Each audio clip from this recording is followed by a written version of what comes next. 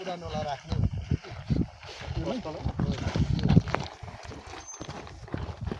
अनि यो राखेको राम्रै हो नि त्यसलाई निकाल्यो भने फेरि झन् कमजोर हुन्छ माथि चारको कार्पेटिङ आयो कार्पेटिङ त्यसलाई त उयो गर्छ रिमोसन गर्छ रिमोसन गर्छ यसमा त बाइन्डिङ मेटेरियल त भइहाल्छ मैले चाहिँ खास त्यो उसलाई भनेको नि भिटामिन मिस्त्रीलाई कि माथि एउटा अलिक पानी उयो गऱ्यो भने चाहिँ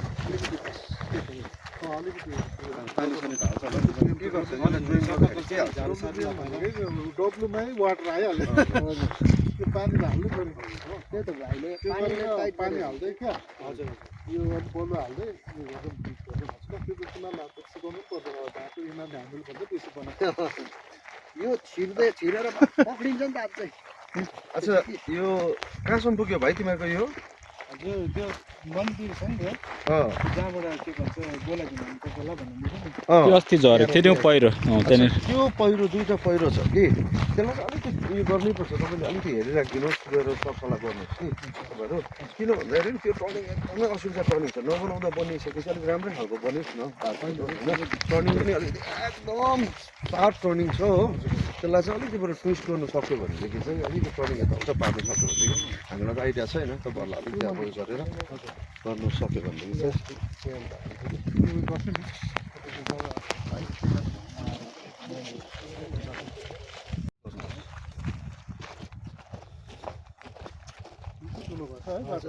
बाटो चाहिँ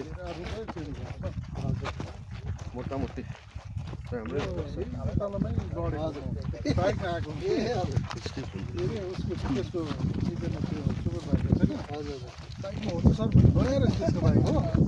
जानु त राम्रै आउनु त साह्रै नि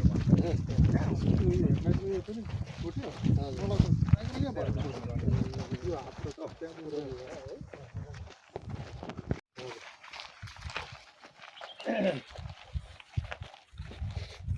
एउटा तल्लो अल्टरनेटिभ चाहिँ हामीले यहाँबाट सोचेको थियौँ तपाईँको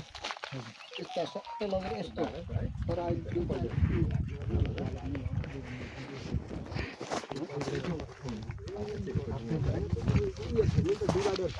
यहाँबाट जम्मिएर आउँदा त हाम्रो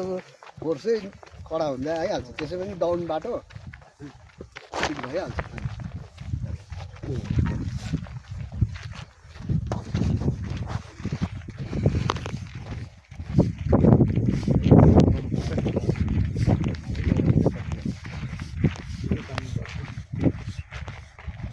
बनिनु नि पर्छ नि यो बाटो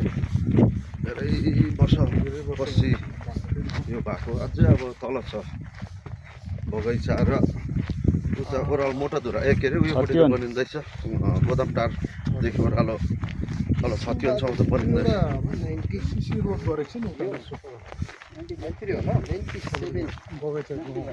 बगैँचा होइन त्यो गोदामटारदेखि ओह्रालो स्कुलधुरा स्कुल छ नि स्कुलदेखि ओह्रालो 95 जस्तो भयो तपाईँ 1995 बनिएको कार्पेटिङ यसलाई पनि काटेछ नि है यिनीहरूले यो अस्ति म आइसकेपछि यो चाहिँ तपाईँहरूले जब प्रेसर दिएपछि उनीहरूलाई सम्झाएपछि चाहिँ अलिक बढाइदियो नभए त जस्ट तपाईँको 12 फिट खालि खन्दै थियो नि चितै नबुझ्ने हुन्छ नि अब त्यसको अल्टरनेटिभ चाहिँ हामीले सोच्दैछौँ यो वालको अब हेर्नुहोस् ल मेन चाहिँ समस्या चाहिँ यहाँनिर नि बाटो चाहिँ माथि राम्रो हुँदैछ मेन समस्या चाहिँ यो टर्निङ छ यसलाई चाहिँ अब अल्टरनेटिभ के छ कसो छ गाउँलेहरूले पनि साथ दियो भनेदेखि या त के अरे यसलाई बरु अर्को के छ समस्याको समाधान यो टर्निङ एकदमै गाडी पनि पल्टेको अस्ति होइन यहाँ कि मुनिपट्टि त है मुनिपट्टि यो छ हेर्नुहोस् अब के भने चाहिँ यसलाई चाहिँ निकै ठुलो वाल दिएर ल्याउनु पऱ्यो तलबाट यस्तो छ ठुलो वाल कि चाहिँ अब के भने चाहिँ उपरबाट चाहिँ डाइरेक्ट ओह्रालो झारिदिनु पर्छ तल अब कति गर्नु छ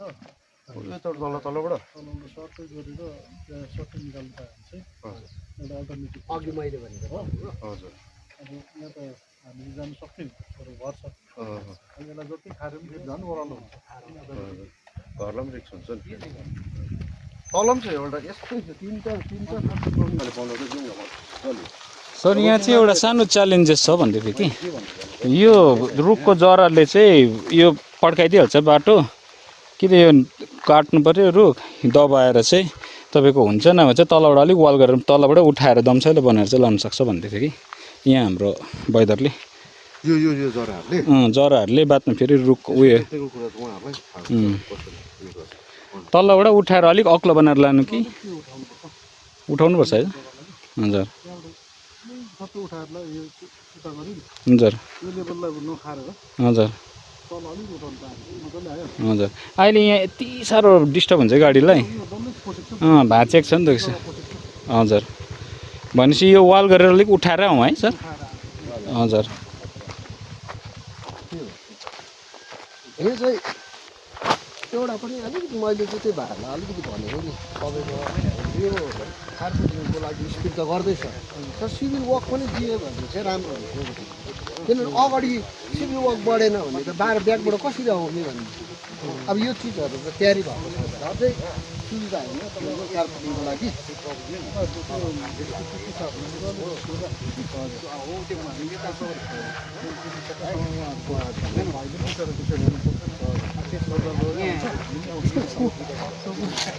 मैले त्यही कुरा होइन आउँछ सर पनि आउँछ सबैले इन्भेस्ट गर्नुहुन्छ आउनुहोस् एकपल्ट हामी त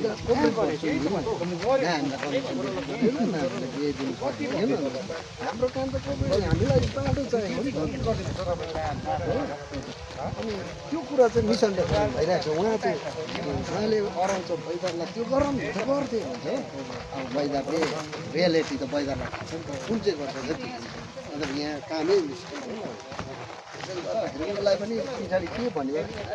मान्छे ठिक छैन भन्छ अब होइन मान्छे ठिक भएको अनि यो खानु यो ढाँड छ नि तपाईँको डाउन छ उयो अप छ उताबाट पनि अप भएर आएको छ त्यो खाऱ्यो भने चाहिँ हाम्रो यो पनि हुन्छ हजुर यस्तो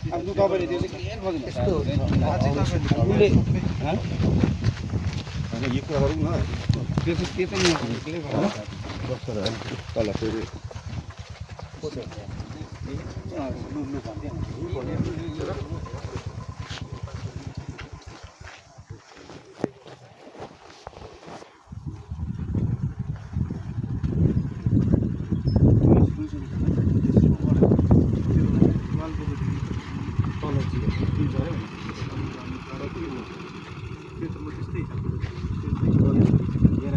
क्लियर गरिदिउँ